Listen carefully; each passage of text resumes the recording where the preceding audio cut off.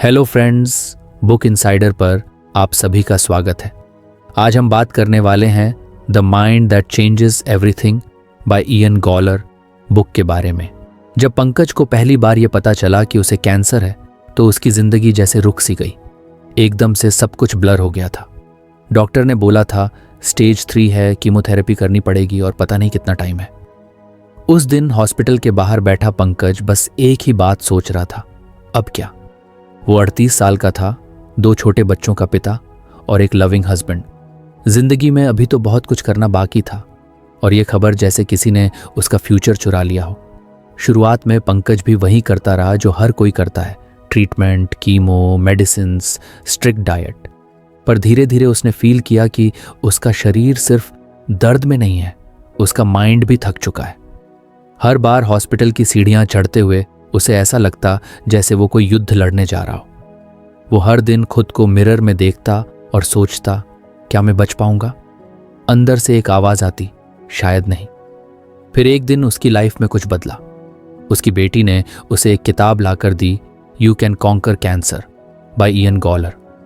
पंकज ने वो किताब पहले तो रख दी ये सोचकर कि कोई भी किताब इस दर्द को नहीं समझ सकती। लेकिन कुछ दिन बाद जब रात को नींद नहीं आ रही थी तो उसने वो किताब पढ़ना शुरू किया और वहीं से उसकी हीलिंग जर्नी शुरू हुई। एक ऐसी जर्नी जो हॉस्पिटल की दवाइयों से नहीं, उसके माइंड से शुरू हुई। गॉलर लिखते हैं कि healing begins in the mind, मतलब सिर्फ दवाई नहीं, हमारी सोच, हमारे बिलीफ सिस्टम और हमारी अटेंशन पैटर्न्स भी हमारे शरीर पर सीधा असर डालते हैं। पंकज को पहले ये सब थोड़ा एब्स्ट्रैक्ट लगा। उसने सोचा, भाई कैंसर है, ये कोई विचारों से तो नहीं जाएगा। लेकिन फिर उसने धीरे धीरे समझा कि शरीर तो मशीन की तरह है और माइंड उसका कंट्रोल पैनल। अगर माइंड बार बार हार मान ले, डर जाए, तो शरीर भी धीरे धीरे सरेंडर कर देता है। पंकज ने खुद को ऑब्जर्व करना शुरू किया। पहले उसे लगा था कि बस कीमो करा लो, सब ठीक हो जाएगा। लेकिन अब वो देख पा रहा था कि उसके हर दिन के थॉट्स नेगेटिव हो गए थे। मैं मर रहा हूं, मैं कभी ठीक नहीं हो पाऊंगा, मेरा समय खत्म हो गया है। वो रियलाइज करने लगा कि वो खुद ही अपने शरीर को सिग्नल दे रहा है कि अब लड़ने का कोई फायदा नहीं। और अगर बॉडी को बार बार यही सिग्नल मिले तो वो कैसे ठीक होगी। उसने अपने थॉट्स रिट्रेन करने का डिसीजन लिया। शुरू में यह बहुत मुश्किल था। इमेजिन करो, एक आदमी जिसे अंदर से दर्द हो रहा है, बाल गिर गए हैं, एनर्जी खत्म हो रही है और वो खुद को पॉजिटिव सोचने के लिए फोर्स कर रहा है। लेकिन पंकज ने धीरे धीरे एक रूटीन बनाया। सुबह उठते ही वो एक छोटा सा एफर्मेशन बोलता, I am healing, my body is getting stronger. पहले दिन ये बहुत फेक सा लगा, दूसरे दिन भी। लेकिन 10 दिन बाद वो खुद नोटिस करने लगा कि उसके अंदर थोड़ी सी काल्मनेस आने लगी है, डर थोड़ा हल्का लगने लगा। फिर उसने एक नोटबुक खरीदी। हर दिन उसमें लिखता 3 चीज़ें जिनके लिए वो ग्रेटफुल है। कभी बच्चों की मुस्कान, कभी सूरज की रोशनी, कभी एक पीसफुल नींद। इससे उसका ध्यान बीमारी से हटने लगा। वो अपने बॉडी के अंदर चल रही हीलिंग को फील करने की कोशिश करता, जैसे शरीर एक ब्रोकन सिस्टम नहीं है बल्कि एक इंटेलिजेंट सेल्फ हीलिंग मशीन है। उसने विजुअलाइजेशन शुरू किया। हर रात सोने से पहले अपनी आंखें बंद करता और इमेजिन करता कि उसके अंदर एक ब्राइट लाइट है जो उसके शरीर के हर सेल को टच कर रही है, कैंसर सेल्स को डिसॉल्व कर रही है और हेल्थी सेल्स को रिचार्ज कर रही है। शुरू में ये एक मजाक जैसा फील हुआ, लेकिन फिर वो दिन आया जब कीमो के बाद पहली बार उसे नौजिया नहीं हुआ। वो समझ गया कि कुछ तो बदला है। अब वो सिर्फ ट्रीटमेंट के लिए हॉस्पिटल नहीं जाता था, वो खुद को स्ट्रांग बनाने के लिए भी जाता था। उसने ब्रीदिंग एक्सरसाइजेस शुरू की, ध्यान, मेडिटेशन करना शुरू किया। यूट्यूब पे उसने कुछ गाइडेड मेडिटेशंस ढूंढी, healing your body with breath, releasing fear from mind. हर दिन थोड़ा थोड़ा करके वो अपनी बॉडी से कनेक्शन बना रहा था। उसे समझ आ गया था कि बॉडी अकेले नहीं लड़ सकती, उसे माइंड का सपोर्ट चाहिए। एक दिन उसके ऑन्कोलॉजिस्ट ने कहा, पंकज, तुम्हारी रिपोर्ट्स काफ़ी बेहतर दिख रही हैं, तुम्हारा शरीर बहुत अच्छा रिस्पॉन्ड कर रहा है। पंकज ने अंदर से धन्यवाद कहा अपने मन को। उसने किसी को नहीं बताया कि वो हर दिन अपने माइंड को ट्रेन कर रहा है, क्योंकि लोग कहते ये सब तो सोचने की बातें हैं। लेकिन पंकज जानता था यही सोच अब उसकी ताकत बन गई है। उसने अपने दोस्तों को कहना शुरू किया, दवाई ज़रूरी है, लेकिन माइंड की स्ट्रेंथ उससे भी ज़्यादा ज़रूरी है। जब भी कोई मिलने आता वो उसे अपने एक्सपीरियंस बताता कि कैसे उसने अपने फियर को ट्रस्ट में बदला। उसने अपने आसपास का माहौल भी चेंज कर दिया। अब वो सिर्फ पॉजिटिव लोगों से मिलता, मोटिवेशनल टॉक सुनता और खुद को एक वॉरियर की तरह ट्रीट करता। एक बार उसने अपनी बेटी से कहा, मैं ठीक हो रहा हूं क्योंकि मैंने मान लिया है कि मैं ठीक हो सकता हूं। यह सुनकर उसकी बेटी रो पड़ी और बोली, पापा आप सबसे स्ट्रांग हो। 6 महीने बाद उसकी रिपोर्ट्स ने सबको चौंका दिया। कैंसर ऑलमोस्ट गॉन था। डॉक्टर ने कहा, मेडिकल साइंस अपना काम करती है लेकिन कुछ पेशेंट्स एक्स्ट्रा ऑर्डिनरी होते हैं। पंकज बस मुस्कुराया। उसने जाना कि हीलिंग सिर्फ मेडिसिन से नहीं होती। असली हीलिंग तब होती है जब आप अपने माइंड को बिलीव करना सिखा देते हो कि you are more than this disease. अगर आपको हमारी फ्री समरी अच्छी लगती है तो आप हमारे चैनल को सब्सक्राइब कर सकते हैं, हमारी मेंबरशिप खरीद सकते हैं या हमें यूपीआई के थ्रू सपोर्ट कर सकते हैं। अब समरी पर वापस चलते हैं। अब पंकज एक कैंसर सपोर्ट ग्रुप का हिस्सा है। हर हफ्ते वो नए पेशेंट से मिलता है और उन्हें सिर्फ एक बात सिखाता है, जो भी हो अपने माइंड को हारने मत दो। चाहे बॉडी हारे पर माइंड नहीं हारना चाहिए। माइंड जीतेगा तो बॉडी धीरे धीरे फॉलो करेगी। आज भी उसकी जर्नी चल रही है लेकिन अब वो डरता नहीं है। उसे पता है कि उसका माइंड उसकी सबसे बड़ी दवा है और वो हर दिन खुद को याद दिलाता है, healing begins in the mind. शायद यही सबसे बड़ी सीख थी जो उसने उस किताब से सीखी थी कि जब तक सोच जिंदा है उम्मीद भी जिंदा है, और जब उम्मीद जिंदा है तो मिरेकल भी मुमकिन है। जब पंकज की हेल्थ थोड़ी बेहतर होने लगी और रिपोर्ट्स ने भी पॉजिटिविटी दिखाना शुरू किया, तब उसने एक नया चैलेंज नोटिस किया। उसका माइंड अब भी शांति में नहीं था। शरीर धीरे धीरे ठीक हो रहा था लेकिन अंदर कोई रेस्ट नहीं था। हर दिन की शुरुआत चिंता से होती और रात को डर के साथ खत्म होती। अगर फिर से कैंसर लौट आया तो? अगर ये आराम टेम्पोरेरी है? ऐसे सवाल उसके माइंड में हर वक्त घूमते रहते। वो बाहर से भले ही स्टेबल लग रहा था लेकिन अंदर एक तूफान चल रहा था। उसी दौरान एक बार वो अपने सपोर्ट ग्रुप में एक लेडी से मिला, सीमा। वो भी कैंसर सर्वाइवर थी और बेहद काल्म लग रही थी, जैसे उसे कुछ भी डिस्टर्ब नहीं करता। पंकज को उसकी आईज में एक अलग सी शांति दिखी, जैसे वो किसी डीप जगह से आई हो। उसने पूछा, तुम इतनी रिलैक्स्ड कैसे हो? सीमा ने मुस्कुराकर जवाब दिया, मेडिटेशन। पहले पंकज को लगा कि यह भी कोई स्पिरिचुअल जवाब है जो लोग कैजुअली दे देते हैं, लेकिन फिर सीमा ने डिटेल्स में बात की। मैंने गॉलर की टीचिंग से सीखा कि अगर माइंड को शांत नहीं किया तो हीलिंग अधूरी रहती है। मेडिटेशन सिर्फ स्पिरिचुअल लग्जरी नहीं है, ये ट्रीटमेंट का हिस्सा होना चाहिए। उस दिन पंकज के अंदर क्यूरियोसिटी जागी। उसने उसी रात इंटरनेट पर सर्च किया, मेडिटेशन फॉर कैंसर हीलिंग। उसे कई आर्टिकल्स, यूट्यूब वीडियोस और गॉलर के स्टेप बाय स्टेप इंस्ट्रक्शंस मिले। सबसे पहले उसने ट्राई किया ब्रेथ फोकस्ड मेडिटेशन। उसने कमरे का लाइट डिम किया, एक क्वाइट जगह पे बैठा और आंखें बंद की। शुरुआत में बहुत अजीब लगा। वो अपने सांस को ऑब्जर्व करने की कोशिश कर रहा था, लेकिन हर 10 सेकंड में उसका माइंड किसी और बात पे चला जाता। दवाई कब लेनी है, खाना बन गया या नहीं, बिल भरना है।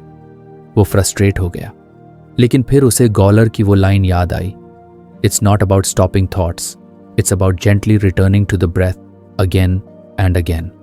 अब पंकज हर दिन सिर्फ 5 मिनट ब्रेथ पर ध्यान देने लगा। इनहेल, एक्सहेल, सिर्फ इतना ही। लेकिन वही सिंपल एक्ट एक दिन ऐसा मोमेंट लाया जब वो अपनी सांस को पहली बार ट्रूली फील कर पाया। कोई चिंता नहीं, कोई डर नहीं, बस उसका शरीर और उसकी सांस। ऐसा लगा जैसे उसका माइंड एक हैवी बैग नीचे रख चुका हो। धीरे धीरे वो 5 मिनट से 10 फिर 15 मिनट करने लगा। अब उसकी मॉर्निंग्स मेडिटेशन के साथ शुरू होती थी, और सबसे खास बात, वो अब सुबह उठते ही फोन नहीं देखता था, बल्कि अपनी आंखें बंद करके खुद के साथ बैठता था। उसने फील किया कि जिस वक्त वो मेडिटेशन करता है वो अपने कैंसर सर्वाइवर आइडेंटिटी से बाहर आ जाता है। वो सिर्फ एक प्रेजेंट ह्यूमन बीइंग बन जाता है, नो लेबल्स, नो फियर। फिर उसने माइंडफुलनेस प्रैक्टिस करना शुरू किया। गॉलर ने बताया है कि माइंडफुलनेस सिर्फ सिटिंग मेडिटेशन नहीं है, ये एक हैबिट है जो दिन भर में अप्लाई की जा सकती है। जैसे खाना खाते वक्त सिर्फ खाने पे ध्यान देना, न कि मोबाइल पे रील्स देखने में। नहाते वक्त पानी के टच को महसूस करना, चलते वक्त हर स्टेप को नोटिस करना। पंकज ने ये छोटी छोटी चीजें प्रैक्टिस करनी शुरू की। जब पहली बार वो खाना बिना डिस्ट्रैक्शन के खाने बैठा तो उसे टेस्ट ज्यादा अच्छा लगा। जब उसने चाय पीते वक्त सिर्फ चाय पर ध्यान दिया तो उसे अरोमा और वार्मथ ज्यादा महसूस हुई। ये सब छोटी छोटी जॉयज उसे इनर पीस दे रही थी। वो सोचने लगा, पहले में तो जी ही नहीं रहा था, बस भाग रहा था। अब उसे लगने लगा कि healing is not just about surviving, it's about truly living. और फिर एक दिन उसने लविंग काइंडनेस मेडिटेशन ट्राई किया। शुरू में ये थोड़ा ऑकवर्ड लगा, किसी को मेंटली ब्लेस करना, खुद को प्यार देना। लेकिन जब उसने आईज बंद करके धीरे धीरे रिपीट किया, may I be happy, may I be healthy, may I live with ease, तो उसके अंदर एक हल्का सा वार्मथ आया। वो अपने आप को विश कर रहा था जैसे कोई माँ अपने बच्चे को कंफर्ट देती है। फिर उसने वो ब्लेसिंग्स दूसरों को देना शुरू किया, अपने बच्चों को, पत्नी को, डॉक्टर को, यहाँ तक कि अपने कैंसर सेल्स को भी। उसने इमेजिन किया वो उन सेल्स से कह रहा है, थैंक यू, तुमने मुझे बदल दिया, अब जा सकते हो। ये सुनने में अजीब लगेगा, लेकिन उस मोमेंट में उसे लगा कि वो अपने शरीर से लड़ नहीं रहा, बल्कि उसे समझने की कोशिश कर रहा है। अब पंकज का डेली रूटीन काफी ट्रांसफॉर्म हो चुका था। सुबह 6 बजे मेडिटेशन, फिर थोड़ा वॉकिंग और माइंडफुल ब्रेकफास्ट। दिन में जब भी एंग्जाइटी आती वो कुछ डीप ब्रेथ्स लेता और खुद से सॉफ्टली कहता, बस अभी के लिए सब ठीक है। उसके फैमिली मेंबर्स ने भी नोटिस किया कि पंकज अब पहले से ज्यादा काल्म है। पहले जहां कीमो के दिन स्ट्रेस से भरे होते थे, अब वो डेज मैनेजेबल लगने लगे थे। वो खुद अपनी अटेंशन को ट्रेन कर रहा था कि प्रॉब्लम पे नहीं, प्रेजेंस पे फोकस करे। एक बार डॉक्टर ने कहा, तुम्हारे रिकवरी में एक बात कॉमन है, तुमने खुद को सरेंडर नहीं किया। पंकज ने क्वाइटली मुस्कुरा दिया। उसे पता था कि अब उसके अंदर सिर्फ फिजिकल स्ट्रेंथ नहीं, इमोशनल और मेंटल स्ट्रेंथ भी आ चुकी है मेडिटेशन की वजह से। अब वो दूसरे पेशेंट से भी यही बात करता, मेडिटेशन सिर्फ एक एक्स्ट्रा एक्टिविटी नहीं है, ये आपका मेंटल ट्रीटमेंट है। जिस तरह मेडिसिन बॉडी को डिटॉक्स करती है, मेडिटेशन माइंड को डिटॉक्स करती है। कभी कभी जब पंकज मेडिटेशन करता तो उसके आंखों में आंसू आ जाते, न किसी पेन की वजह से, न किसी फियर की वजह से, बल्कि इस रियलाइजेशन से कि वो आज खुद के साथ कनेक्टेड है। जो माइंड पहले हर वक्त परेशान रहता था, अब वो मोमेंट्स में जीना सीख चुका था। उसने अपनी वाइफ से एक दिन कहा, मैं अब ठीक होने के लिए नहीं मेडिटेट करता, मैं मेडिटेट करता हूं क्योंकि मुझे अब जीना आ गया है। उसकी वाइफ ने उसका हाथ पकड़कर कहा, और हमें तुम्हारे साथ जीना फिर से मिल गया है। शायद यही मेडिटेशन की असली ताकत थी, हीलिंग के बाहर भी जिंदगी के हर पल में जीने की आर्ट देना। पंकज अब सिर्फ कैंसर सर्वाइवर नहीं था, वो एक माइंडफुल वॉरियर बन चुका था। और उसने अपने हर सांस में ये सीख लिया था, जब माइंड शांत होता है तो बॉडी खुद हीलिंग की तरफ बढ़ती है। पंकज अब पहले से ज्यादा शांत और अवेयर रहने लगा था। रोज सुबह मेडिटेशन, हल्का एक्सरसाइज और खाना खाते वक्त माइंडफुलनेस ने उसे अंदर से बदल दिया था। लेकिन एक दिन ऐसा आया जब सारी पॉजिटिविटी के बावजूद उसके रिपोर्ट्स में कुछ फ्लक्चुएशंस दिखे। रिपोर्ट में कोई मेजर रिलैप्स नहीं था, लेकिन मार्कर्स थोड़े बढ़े हुए थे। डॉक्टर ने कहा, वरी की जरूरत नहीं है, ये स्ट्रेस या बॉडी रिस्पॉन्स की वजह से भी हो सकता है। स्ट्रेस? पंकज सोच में पड़ गया। मैं तो रिलैक्स्ड हूं, फिर स्ट्रेस कहां से आ गया? उसी रात उसने अपने पुराने जर्नल को खोला जहां वो अपने थॉट्स लिखा करता था। उसने देखा कि पिछले कुछ हफ्तों में कई ऐसी छोटी छोटी बातें थीं जो उसे भीतर से डिस्टर्ब कर रही थीं। बच्चों की पढ़ाई का टेंशन, पैसों का हल्का सा प्रेशर और अपने फ्यूचर को लेकर एक अनकहा डर कि कहीं ये सब फिर से शुरू ना हो जाए। उसने अपने माइंड और बॉडी के बीच के कनेक्शन को फिर से गहराई से समझना चाहा। वो याद करने लगा कि सपोर्ट ग्रुप में एक बार किसी ने साइको न्यूरो इम्यूनोलॉजी का जिक्र किया था, एक फील्ड जो बताती है कि कैसे हमारा नर्वस सिस्टम, माइंड और इम्यून सिस्टम आपस में कनेक्टेड होते हैं।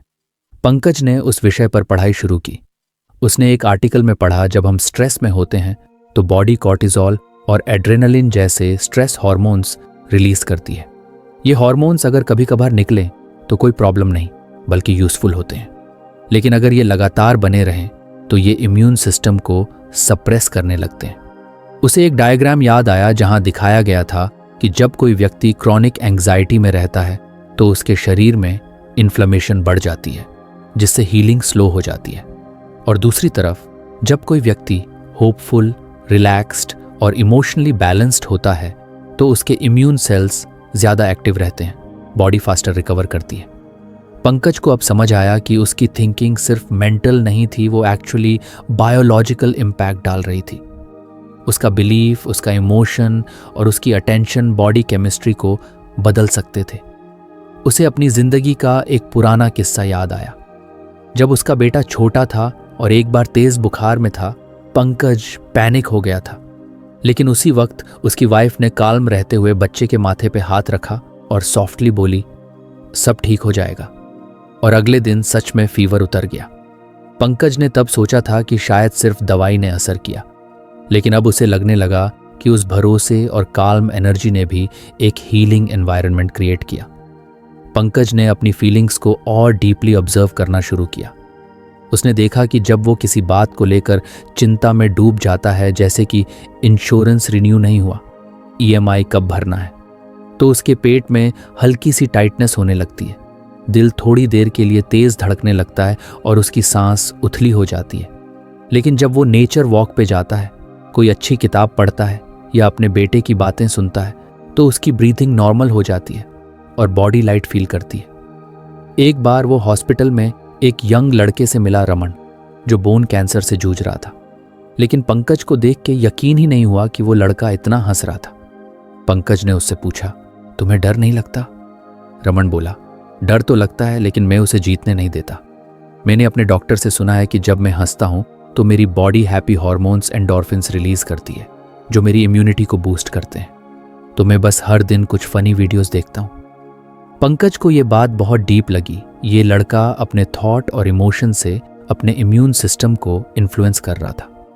अब उसे साइको न्यूरो इम्यूनोलॉजी सिर्फ एक कठिन टर्म नहीं लगी, बल्कि एक रोजमर्रा का सच महसूस हुआ। उसने खुद पर एक एक्सपेरिमेंट शुरू किया। हर दिन वो अपनी इमोशनल स्टेट ट्रैक करने लगा, किस दिन वो ज़्यादा पीसफुल था, किस दिन एंग्शियस। फिर वो कंपेयर करता कि उस दिन उसका डाइजेशन कैसा था, एनर्जी कैसी थी और नींद कैसी आई। उसे क्लियर पैटर्न दिखने लगे। जब वो ज़्यादा ग्रेटफुल और जॉयफुल होता तो उसे कम फटीग लगता। जब वो चिंतित या गिल्टी फील करता तो उसकी बॉडी टाइट हो जाती, स्लीप डिस्टर्ब्ड हो जाती। अब उसने ग्रैटिट्यूड जर्नलिंग शुरू किया। हर रात सोने से पहले 3 चीज़ें लिखता जिनके लिए वो थैंकफुल है। जैसे, आज धूप बहुत प्यारी लगी, आज बेटे ने बिना बोले गले लगाया, डॉक्टर ने कहा कि ब्लड काउंट बेटर हो रहा है। धीरे धीरे उसके अंदर इमोशनल इम्यूनिटी डेवलप होने लगी। अब वो सिर्फ बाहर से स्ट्रांग नहीं था, अंदर से भी स्टेबल हो रहा था। उसे समझ आ गया था हीलिंग सिर्फ मेडिसिन से नहीं, माइंड से भी होती है। एक दिन उसने अपने ऑन्कोलॉजिस्ट से पूछा, क्या आप मानते हैं कि बिलीफ से बॉडी बदल सकती है? डॉक्टर ने मुस्कुराते हुए जवाब दिया, हाँ, और अब तो साइंस भी इसे मानने लगी है। जब पेशेंट्स होपफुल रहते हैं उनके रिकवरी रेट्स ज़्यादा होते हैं, और जो होपलेस हो जाते हैं वो अक्सर फिजिकली भी कमज़ोर पड़ जाते हैं। पंकज अब एक्टिवली अपने बिलीफ्स को पॉजिटिव डायरेक्शन में ट्रेन करने लगा। वो एफर्मेशंस यूज़ करता, जैसे, मेरी बॉडी में हीलिंग की ताकत है, हर दिन मैं बेहतर हो रहा हूँ, फियर मेरा गाइड है, दुश्मन नहीं। जब भी उसे कोई डर सताता, जैसे अगर फिर से रिलैप्स हो गया, वो तुरंत खुद से पूछता, क्या अभी इस वक्त मैं ठीक हूँ? अगर जवाब होता हाँ, तो वो उस पल में लौट आता। उसने एक इंटरेस्टिंग चीज़ और नोटिस की, जब वो खुद को सेफ और लव्ड फील कराता तो उसका एपेटाइट इंप्रूव हो जाता, उसकी नींद ज़्यादा डीप हो जाती, और जब वो गिल्ट या एंगर में होता तो बॉडी स्लगिश लगती। अब वो अपने दोस्तों से भी कहता, इमोशंस सिर्फ फीलिंग्स नहीं हैं, ये बायोलॉजिकल सिग्नल्स हैं। जब हम खुश होते हैं तो बॉडी केमिकल्स से सेलिब्रेशन करती है, और जब हम डरते हैं तो बॉडी सर्वाइवल मोड में चली जाती है। इसलिए बिलीफ का मतलब सिर्फ सोचना नहीं है, ये आपके सेल्स तक असर करता है। धीरे धीरे उसका कॉन्फिडेंस बिल्ड होने लगा। अब अगर कभी कोई नेगेटिव थॉट आता तो वो उसे इग्नोर नहीं करता, बल्कि सॉफ्टली पूछता, तू किस बात से डरा हुआ है? और फिर खुद को कंफर्ट करता, जैसे एक माँ अपने बच्चे को ललाबाई देती है। पंकज अब खुद का साइंटिस्ट बन चुका था। अपने थॉट्स, इमोशंस और बॉडी रिएक्शंस को ऑब्जर्व करता, समझता और जेंटली गाइड करता। वो अब सिर्फ कैंसर सर्वाइवर नहीं था, वो अपने माइंड बॉडी लैब का मास्टर बन चुका था और एक दिन उसने अपने बेटे से कहा, तू जानता है बेटा, हमारे इमोशंस हमारी बॉडी की लैंग्वेज है।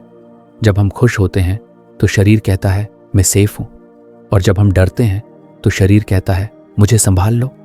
बेटा हंसते हुए बोला, तो पापा अब आप अपनी बॉडी की बात सुनते हो? पंकज ने मुस्कुराकर जवाब दिया, हाँ बेटा, अब मैं सिर्फ सुनता नहीं, समझता भी हूं। शायद यही रियल कनेक्शन था माइंड, इमोशन और बॉडी का साइंस, जो अब सिर्फ थियोरी नहीं बल्कि पंकज की लिव्ड रियलिटी बन चुका था। पंकज की जिंदगी अब एक नई रफ्तार पकड़ चुकी थी।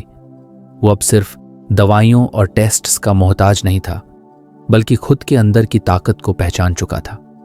माइंड और बॉडी के डीप कनेक्शन को वो पूरी तरह समझ चुका था। अब वो ये जान चुका था कि इमोशंस, बिलीफ्स और थॉट्स सिर्फ महसूस करने की चीज़ें नहीं, बल्कि बायोलॉजिकल सिग्नल्स हैं जो सीधे उसके इम्यून सिस्टम को अफेक्ट करते हैं। एक दिन जब वो मेडिटेशन करके उठा तो उसने खुद से पूछा, क्या मैं सिर्फ महसूस करके हीलिंग कर सकता हूँ? क्या मैं अपनी इमेजिनेशन से बॉडी को रिकवर करने का सिग्नल दे सकता हूँ? वो सवाल कुछ अजीब थे, लेकिन आजकल पंकज अजीब सवालों से डरता नहीं था। वो जान चुका था कि हीलिंग सिर्फ हॉस्पिटल रूम्स में नहीं, उसके अंदर भी होती है। उसी दिन की बात है जब पंकज हॉस्पिटल में फॉलोअप के लिए गया था।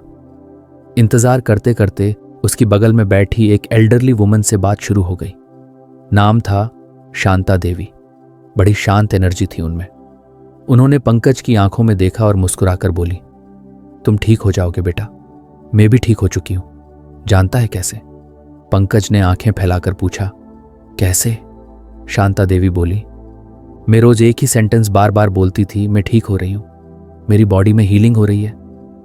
दिन में कई बार खुद को यही दोहराती थी और हर बार इमेजिन करती थी कि मेरी बॉडी के अंदर लाखों वाइट सोल्जर्स यानी वाइट ब्लड सेल्स उस बीमारी पर हमला कर रहे हैं। पंकज को यह सुनकर अंदर से कुछ हलचल सी हुई। ये तो एफर्मेशन और मेंटल इमेजरी की बात हो रही है, उसने सोचा। उसने घर लौटते ही इस टेक्निक के बारे में पढ़ना शुरू किया। आर्टिकल्स में लिखा था कि जब कोई व्यक्ति खुद को बार बार पॉजिटिव सेंटेंसेस कहता है तो उसका सबकॉन्शियस माइंड उन्हें रियल मानने लगता है। एफर्मेशंस यानी वो सेंटेंसेस जो हम खुद से बार बार बोलते हैं, जैसे मैं मजबूत हूं, मेरा शरीर जानने की क्षमता रखता है, हर कोशिका मेरे शरीर में प्रकाश और ताकत से भरी हुई है। ये सिर्फ शब्द नहीं थे, बल्कि हीलिंग कमांड्स थे जो ब्रेन को भेजे जा सकते थे। पंकज ने उस दिन से एक नई जर्नी शुरू की, सेल्फ एफर्मेशन और विजुअलाइजेशन की। सुबह उठते ही वो एक शीशे के सामने खड़ा होता, आंखों में खुद की आंखें देखकर धीरे धीरे बोलता, मैं स्ट्रांग हूं, मेरी बॉडी ठीक हो रही है, हर दिन मैं बेहतर महसूस कर रहा हूं। शुरू में उसे थोड़ी हिचक महसूस हुई। मन कहता था, क्या ये सच में असर करेगा? लेकिन उसने खुद को याद दिलाया, मैं ऑलरेडी माइंड बॉडी कनेक्शन पर भरोसा कर चुका हूं, यह भी उसी का हिस्सा है। धीरे धीरे उसका विश्वास गहराता गया। अब वो सिर्फ बोलता नहीं था, बल्कि हर वर्ड को महसूस करता था। जब वो कहता मैं ठीक हो रहा हूं, तो वो इमेजिन करता कि उसकी बॉडी के अंदर वाइट लाइट फैल रही है, उसके हर सेल में एनर्जी की लहर जा रही है। विजुअलाइजेशन में वो क्रिएटिव हो गया था। एक दिन उसने अपनी आंखें बंद की और इमेजिन किया कि उसकी बॉडी के अंदर टाइनी ग्लोइंग वाइट वॉरियर्स चल रहे हैं। वो कैंसर सेल्स को ढूंढ ढूंढ कर न्यूट्रलाइज कर रहे हैं। वो सोल्जर्स उसकी इम्यूनिटी का हिस्सा थे, ऑर्गेनाइज्ड, अलर्ट और पावरफुल। कभी कभी वो खुद को एक मैजिकल फॉरेस्ट में इमेजिन करता, जहां पेड़, फूल और हवा सब मिलकर उसके लिए हीलिंग म्यूजिक बजा रहे थे। वो वहां सो रहा था और प्रकृति खुद उसकी बॉडी को ठीक कर रही थी। एफर्मेशंस अब उसके रोज के रूटीन का हिस्सा बन चुके थे। चाय बनाते हुए, नहाते हुए, गाड़ी चलाते हुए वो खुद से क्वाइटली कहता रहता, हर सांस में हीलिंग है, मैं प्रोटेक्टेड हूं, मेरी बॉडी मुझे सपोर्ट कर रही है। एक दिन उसकी पत्नी ने उससे कहा, अब तुम पहले जैसे नहीं लगते, तुम्हारी आंखों में डर की जगह चमक है। पंकज मुस्कुराया और बोला, क्योंकि अब मैं सिर्फ मेडिसिन नहीं लेता, मैं अपनी बॉडी से बात भी करता हूं और वो मेरी बात सुनती है। उसने देखा कि जब भी वो एफर्मेशंस बोलता, उसका पोस्चर ऑटोमेटिकली अपराइट हो जाता, उसकी आवाज स्टेडी हो जाती और बॉडी में हल्की गर्माहट महसूस होती। कुछ दिनों बाद उसने अपने बेटे को भी सिखाना शुरू किया। जब कभी डर लगे या लो फील हो तो मिरर के सामने खड़े होकर खुद से कहो, I am brave, I am safe, I am loved. बेटा पहले हंसा, फिर अगले ही दिन पंकज को खुद ऐसा करते पकड़ा। पंकज ने कुछ नहीं कहा, सिर्फ मुस्कुरा दिया। अब पंकज हॉस्पिटल के दूसरे पेशेंट से भी बात करता था। एक बार एक 24 साल की लड़की नेहा, जो कीमो से थक चुकी थी, बोली, अंकल अब कुछ करने का मन नहीं करता। पंकज ने उससे कहा, क्या तुम एक एक्सपेरिमेंट करोगी? नेहा ने थके हुए मन से पूछा, कैसा? पंकज बोला, हर दिन सुबह और रात एक सेंटेंस बोलना, मैं जीना चुनता हूं, आई चूज टू हील, और साथ में इमेजिन करना कि तुम्हारी बॉडी के अंदर रेनबो लाइट घूम रही है, हर सेल को रिचार्ज कर रही है। नेहा ने 2 हफ्ते बाद पंकज को मैसेज किया, अंकल अब थोड़ा अच्छा लग रहा है, ये छोटी सी बात बड़ी लग रही है। पंकज जानता था ये छोटी बातें ही असल में बिग शिफ्ट लाती हैं। एक दिन उसने अपने एफर्मेशंस को और डीप करने की कोशिश की। अब वो सिर्फ वर्ड्स नहीं बोलता था, वो उन्हें विजुअलाइज करता था। जैसे अगर वो बोलता, माई इम्यून सिस्टम इज पावरफुल, तो वो इमेजिन करता कि एक पूरी आर्मी उसके स्पाइन से उठ रही है और पूरे शरीर में सर्कुलेट कर रही है। उसने अपनी हीलिंग विजुअलाइजेशन को आर्ट थेरेपी में भी बदल दिया। वो पेपर पर रंगों से वो इमेजिन करता, blue light of calmness, green light of balance, white light of healing. अब उसके एफर्मेशंस भी इवॉल्व हो गए थे। पहले वो सिर्फ फिजिकल हीलिंग के लिए बोलता था, my body is healing, every cell is healthy. अब उसने इमोशनल एफर्मेशंस भी जोड़ लिए, मैं डर छोड़ देता हूं, I forgive myself and others, I am free from past pain. और फिर स्पिरिचुअल एफर्मेशंस भी, मैं जीवन की प्रक्रिया पर विश्वास करता हूं, I am connected to something greater. उसने खुद को एक नोटबुक दी थी, उसका नाम रखा था हीलिंग डायरी। उसमें हर दिन वो अपनी विजुअलाइजेशन एक्सपीरियंसेस और अफर्मेशंस लिखता था। धीरे धीरे उसकी रिपोर्ट्स भी बेहतर आती गईं। लेकिन उससे भी बड़ी बात यह थी कि अब वो खुद को पेशेंट नहीं, पार्टिसिपेंट मानता था, जो अपनी हीलिंग जर्नी का एक्टिव हिस्सा है। एक बार किसी ने उससे पूछा, क्या ये सब सच में असर करता है? पंकज ने मुस्कुराकर जवाब दिया, तुमने कभी देखा है जब कोई माँ अपने बच्चे को प्यार से लल्लाबाई सुनाती है तो बच्चा कैसे शांत हो जाता है? हमारी बॉडी भी ऐसे ही लल्लाबाई सुनना चाहती है, लव, ट्रस्ट, होप और हीलिंग के शब्दों में। अब पंकज के लिए एफर्मेशंस और मेंटल इमेजरी कोई एक्सरसाइज नहीं थी, वो उसकी जिंदगी की भाषा बन चुकी थी। वो अब भी हॉस्पिटल जाता है, मेडिसिन्स लेता है, चेकअप करवाता है, लेकिन उसके सबसे इफेक्टिव टूल्स हैं उसके वर्ड्स और उसकी इमेजिनेशन, जिनके जरिए वो खुद को रोज रिमाइंड करता है, मैं ठीक हो रहा हूं, मैं ठीक हूं, मैं जिंदा हूं। शायद यही असली थेरेपी थी, माइंड की वो जेंटल विस्पर जो बॉडी के हर सेल तक पहुंचती थी, हीलिंग की आवाज में। पंकज अब वो इंसान नहीं रहा था जो कैंसर की खबर सुनकर घबरा गया था। अब वो किसी मेडिटेशन सेंटर में बैठा, शांत आंखों से ब्रीदिंग पर ध्यान देने वाला इंसान था, जो हर नए दिन को एक नए चांस की तरह जीता था। लेकिन एक चीज अभी बाकी थी, वो जो अंदर कहीं गहराई में छुपी हुई थी, जो बार बार विस्पर करती थी, तू अब भी पूरा नहीं है। वो कई बार सोचता था कि बचपन से ही उसके अंदर एक अजीब सी कमी का एहसास क्यों रहा। क्यों जब लोग उसे प्यार देते थे तो उसे लगता था कि वो उसके लायक नहीं है। अब जब वो हीलिंग की जर्नी में इतने कदम आगे आ चुका था तो वो इस इनविजिबल बैरियर को भी फेस करना चाहता था। एक शाम की बात है जब वो अपने पुराने डायरी के पन्ने पलट रहा था, जिसे उसने बीमारी के पहले के दिनों में लिखा था। उसमें एक लाइन बार बार आती थी, मैं कभी किसी के लायक नहीं रहा। वो लाइन पढ़कर उसे लगा जैसे कोई भारी पत्थर फिर से सीने पर रखा गया हो। उसने तुरंत अपनी आंखें बंद की और खुद से सवाल पूछा, क्या मैं अब भी यही सोचता हूं? जवाब कहीं अंदर से आया, हाँ थोड़ा बहुत। वो जानता था कि अब समय आ गया है इनर स्क्रिप्ट को रीराइट करने का। अब उसे सिर्फ बॉडी नहीं, अपने बिलीफ सिस्टम को भी हील करना था।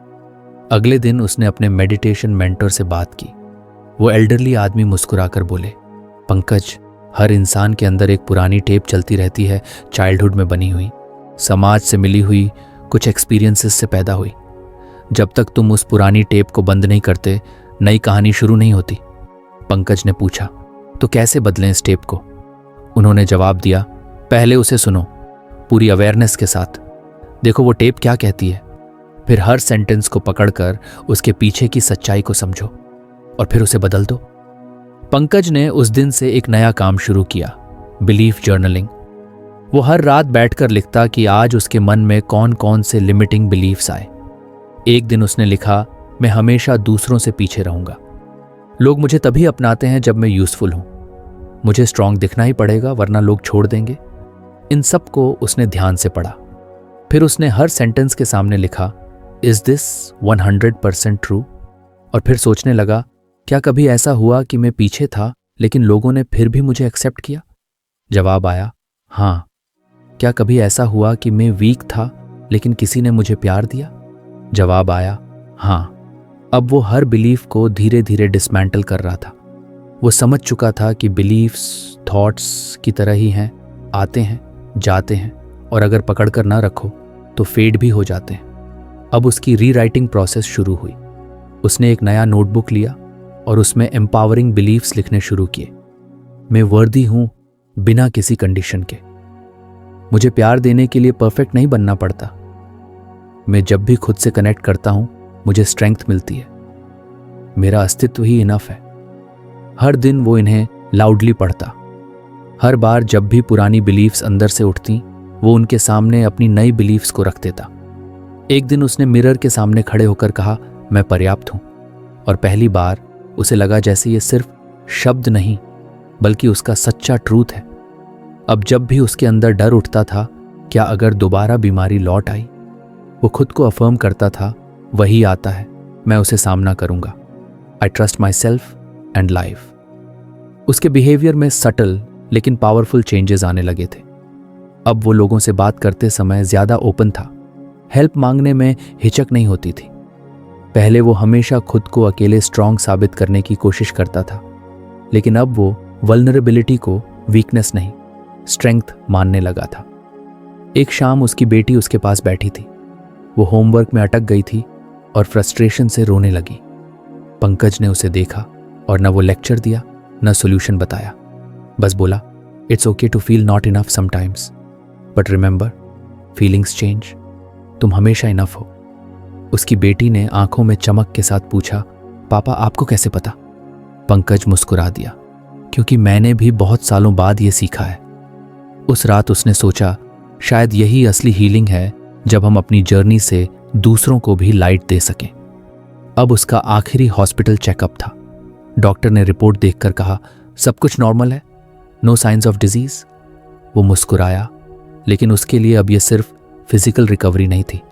असली जीत तो वो बिलीफ्स थे जो उसने खुद से रीराइट किए थे। कभी वो सोचता था मैं बीमार हूं, फिर वो सोचा करता मैं हीलिंग में हूं, और अब वो सोचता था मैं होल हूं, चाहे जो भी सर्कमस्टेंसेस हों।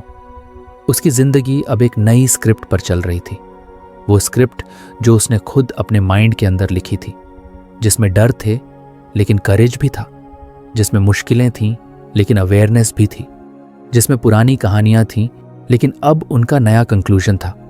अब जब वो किसी से मिलता और कोई उससे पूछता, आपने इतना कैसे मैनेज किया, तो वो बस इतना कहता, मैंने अपनी इनर स्टोरी बदल दी। और जब स्टोरी बदल जाती है तो लाइफ भी बदल जाती है।